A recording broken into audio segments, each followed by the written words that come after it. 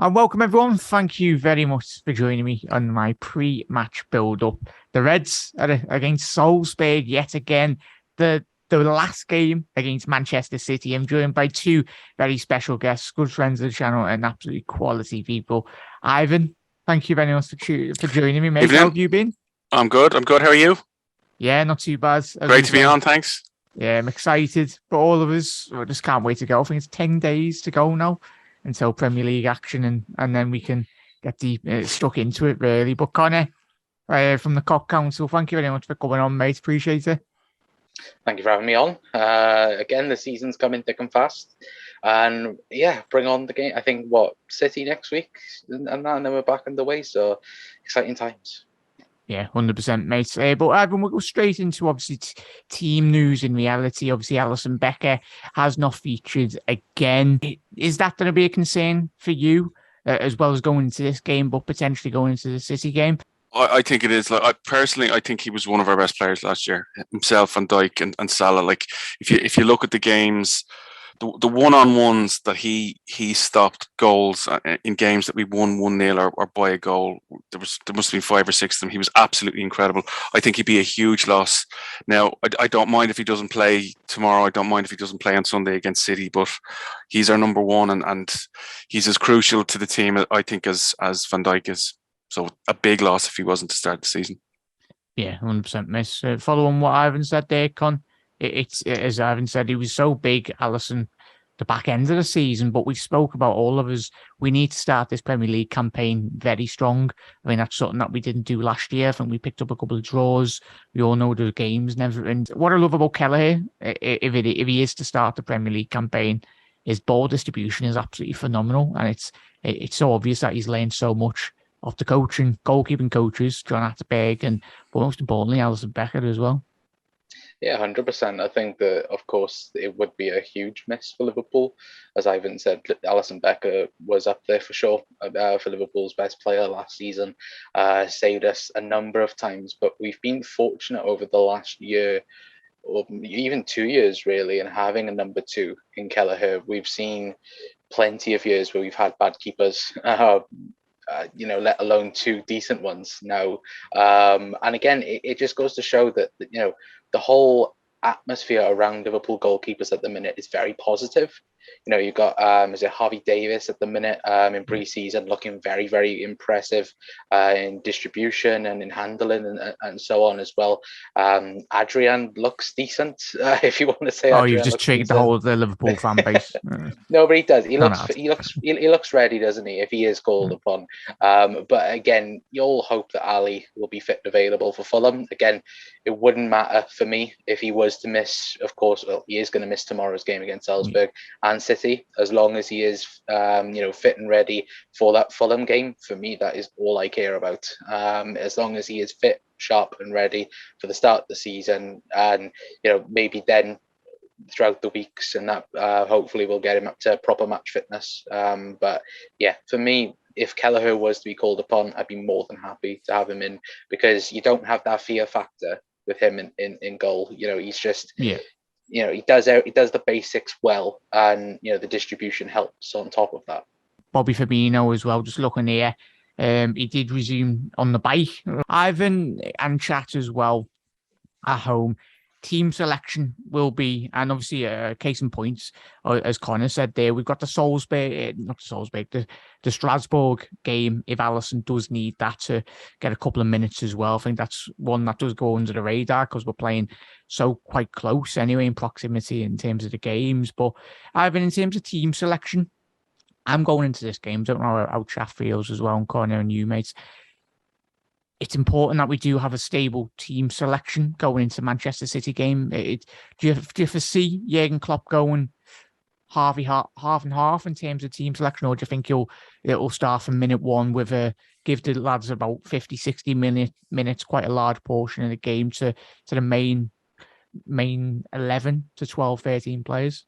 Yeah, no, I think it'll be 50-50, similar to the last game. I think they've brought 31 players in the squad, so I think it's all about minutes now. And I think whilst you'd be really keen to beat City on Sunday, it's just another game, and it's all about Fulham. So I think he'll want to get as much legs into the players that need it. Like, the likes of Van Dijk, he doesn't need many minutes. So I think he'll be sparing with him. But I think everybody else will be getting a decent run out. Trent and Robbo and the guys and the lads up front as well. And one or two of the new ones that have come in. You remember Bakitic was superb the other day, wasn't he? Right, like what a find that is. But I think they'll all get game time. And I think it's just exciting to see, like when we're talking about kind of are we short in midfield? Like we've 7 or 8 players there now, who needs Jude Bellingham as much as we'd probably all take him with open arms, right? Yeah, no, 100%, Mason. What's probably I haven't got the chance to speak to you, Ivan, over the last couple of weeks, but as you mentioned, the young lad Berisic, completely butchered that. Apologies, everyone. But obviously the young crop of players. Is there 1 or 2 players that really stand out for you to going into this Premier League campaign? I done a video yesterday talking about obviously Carvalho and Elliott, the importance in which potentially, and chat, and everyone was applying in the videos as well, saying it's important that we don't put too much pressure on those young lads' shoulders. Obviously, we've got the senior players and a mix of youth, but is there any players that go into this season that really stand out? And obviously, this game on Salzburg that you want to see more of? I like the 2 boys you just mentioned there, and to me, pressure. I forget about the pressure, lads. You're playing for Liverpool, right? So, Klopp will be as kind of sparing with them as he needs to, like in terms of injuries, but he'll be throwing them in when he needs to. Like when you see Harvey started for his last season, but for his injury, he would have been kind of one of the first names on the team sheet. The other player, obviously, we're all probably keen to see is Darwin, right? And I thought some of his movement in the last game and 1 or 2 of his goals where he just got into that little just in front of the box, got his leg out. I think he's going to score 30 goals for us this season. And he's been exactly the type of player, as good as all of our forwards are. I think, Salah always wants to come inside. Mane is always looking to come inside. Diaz looks to come inside. They don't have to do that much anymore now. I'm sure they'll still do it, but knowing there's somebody just in there in the box who's very good in the air and is happy just to kind of float around there and get those tap-ins really reminds me of the kind of mid to late 80s with the Aldridge and Rushy in there. Great players either side of them, whipping balls in, and so many kind of glancing headers and tap-ins and stuff like that. I think he is going to be a player. So it's the 3 of those boys, Darwin, Carvalho, and Elliott. I'm really keen to see them, hitting the ground running. Yeah, 100%, mate. And I was watching a couple of DVDs of like the 70s and 80s. I was having a look at Ivan, just off topic, but Keegan, like he was absolutely phenomenal. Like incredible. The movements is similar with Jota. Like you don't expect, obviously, from quite young, quite small players, but Keegan was crazy, wasn't he? But incredibly strong. Yeah. So strong, physically strong. You look at his legs, big muscly guy, and I think he was playing with the likes of Toshak. They were a great partnership, but they were hard men back in those days, and they were physically strong. But again, it's to me, Núñez is a real throwback to that type of striker. Even when we had the likes of Suarez, Suarez was a different player. I don't think we've had one since Rush. I think he's going to be a smasher for us. Yeah, Connor. I think all of us are excited. I can tell by just Ivan speaking about Núñez and me on my post-match. I was going mad. And everyone was going, oh, you were saying that the Man United game didn't mean nothing, but it didn't, because I know Man United will be Man United 6 months into the season. The players are jump ships and they're down tools as they have done over the last 4 or 5 years. And they've wheeled in Fergie today, haven't they, to try and get Ronaldo to stay. Oh, Christ. That's pretty embarrassing, isn't it? Yeah, the man's like long been retired, but it's get Fergie back in to sort the mess that he left anyway. But enough about them. They're not getting top 4. But Connor, Núñez, I was saying, Ivan, me, the excitement. More 4, 5, 6 goals. How many do you want from Núñez going into the Salzburg game? Oh, Jesus Christ, get 10, why not? But again, I agree with what Ivan had to say. Again, we've screamed for a number 9 for years at the club, and he can offer you more. than that, I think. But again, I think Jurgen Klopp, as you've said in numerous press conferences, he won't ask of Darwin Núñez what he's asked of the likes of Jota and Bobby Firmino in the past. And again, I think we were doing a watch along on our channel with me and you, and just watching him. And again, you could tell in those games against Palace and Manchester United what Liverpool were trying to do at the early stages. And I'm hoping we see that a lot more in, of course, tomorrow's game and against Manchester City. We just see that movement with Darwin Núñez and Luis Diaz as well. I think that partnership for me is going to be special this season. Of course, Mo, we already know Mo is going to do what Mo does. But for me, Luis Diaz, Darwin Núñez, that partnership for me, I think could be outstanding this season. Luis Diaz, of course, I think many people haven't forgotten about him, but like, of course, you got the new toy in Darwin Núñez, and then Mo is Mo. So Luis Diaz, like again, I think even the Colombian reporters were saying that you've seen about 50% of Luis Diaz, and you're going to see the other 50% under a full preseason under Jurgen Klopp. And again, it's really, really frightening. We last season, of course, we broke records in terms of goal scoring. This season, again, I think we're going to break them again. Again, it would be nice if we had the top goal scorers in the league, whether that be Louis or Darwin. But I'm just excited. I think this preseason is. I think we've all said that it's just been exciting from minute one. Even if the performances haven't been the electric football that we have seen, but we've been excited throughout for this season. And again, we know it's going to be a title race again between us and City.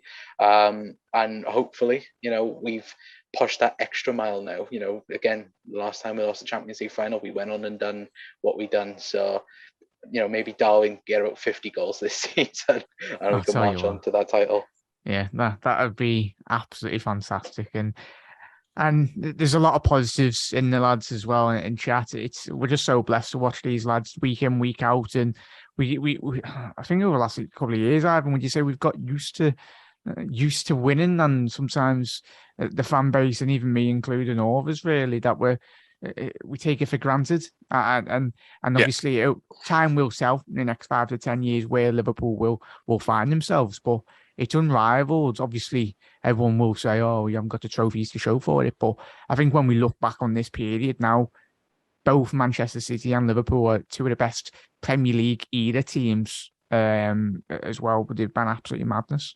Yeah, I think they're two of the best teams ever for me, right? And one game that stood out for me last year was the game where they went 2-0 up and they could have gone sailing past us, and we got it back to 2-1. The second half of that match was I just thought it was the most incredible game of football, because it was two teams playing their old style of football.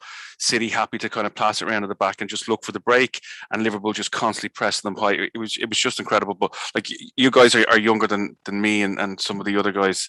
Like in the 80s, we lost games and won the league. We lost games and we drew games.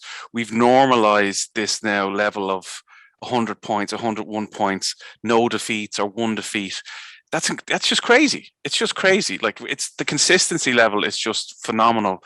And I think, when you see people criticizing them, the consistency there is just, it can't be criticized. And if it wasn't for Man City, we'd be storming the league every single year, for God knows when.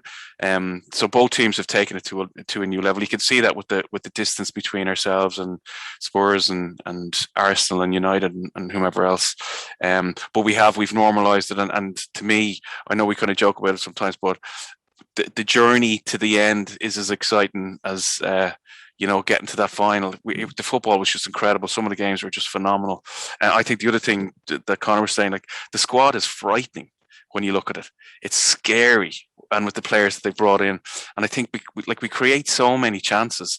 I can see us breaking records again. More goals, less pressure on Mo to score, more players in there who can do it. Just frightening. Happy days, lads, as well in chat. Just have a quick look in terms of Salzburg. Probably a hotbed of talent in Europe over the last couple of years. Obviously, Erling Haaland, obviously Patson Daka as well, the young lad that's gone to Dortmund. Connor, his name, completely gone on my head. Amy, thank you very much. What I do without my guests as well. But yeah, it'd be interesting to see, and I think they've just sold another lad as well this summer to Leeds United for around 20 odd million. So it'll be interesting. Wouldn't surprise me if he hits the ground running tacky. Whether you loved him or weren't his favourite fan, but he was absolutely phenomenal there. Anyway, I'm pretty sure they'll hit the ground running this season, tacky in the French league. I think playing with the likes of obviously Ben Yedder and Gelson Martins as well. I think he'll really adapt to their style in which they play and the way in which French football seems to approach games as well. If it's not match fixing and all that, but gents, I'm gonna ask final score prediction. I know it's pre-season, but Connie, you're gonna do a score prediction. How many for Núñez then? Should I go full on Jack McKenna and go 9-0? Leave that for the Champions League, lad. Leave that for the group stages. No, I'm gonna go 4-1. Núñez 2, Diaz 2. Ivan, I don't know if you like or like. Yeah, no, I like the 4. I like the 4. I can see Núñez getting a couple anyway. I'm not sure who else. Maybe Mo might get one. But I can see us getting another hatful tomorrow. Hopefully. Yeah, I'm gonna go 4-0. I'll try and get a clean sheet anyway. But gentlemen, thank you very much. Most importantly, for joining me. Ivan, just shout out your socials and where everyone can find you, mate. Yeah, at Ivan Jennings on Twitter. That's my main one. Absolutely. That's my home. Yeah. I will get you on a lot more shows this season, mate. You and Dave and the lads as well. Really do appreciate you taking the time out, Ivan. And Connor, just shout out your socials, mate, and where everyone can find you and the shows you got coming up. Yeah, so thank you for having us on at the Cop Council, YouTube, Twitter, all that good stuff. Of course, all Liverpool stuff. We'll be doing videos tomorrow about Salzburg myself and tonight at 9 o'clock. But yeah, I'm just looking forward to the season. Watch me say this now and go on a meltdown at the first game of the season if it all goes wrong at Fulham. But again, I'm very excited for this season. And if the quadruple was a thought last season, then think about it again. That's all I'm going to say. Yeah, I don't like betting, but I bet you the odds are absolutely nothing anyway. They've learned the lesson. Crazy. Yeah, I don't know. They've probably knocked it down by a couple of grand anyway, but don't be wasting your money on betting, everyone. But gentlemen, thank you very much for tuning in as well. Most importantly, thank you for joining me, lads, as well. And everyone, have a lovely rest of your day. Make sure you always get involved in the comment section below. Me and the lads as well on the panel will be replying to all your comments as well. But Reds, enjoy it. I'm excited. We're nearly there. 10 more days to the Premier League footy starts. No injuries, that's what we're wanting as well. Most importantly, results mean nothing, but I'm excited. A lot of exciting things, as we've already discussed in this episode. But Reds, look after yourself. Gentlemen, thank you for joining me. Thank you. And I'll see you tomorrow for another episode. Ta-da.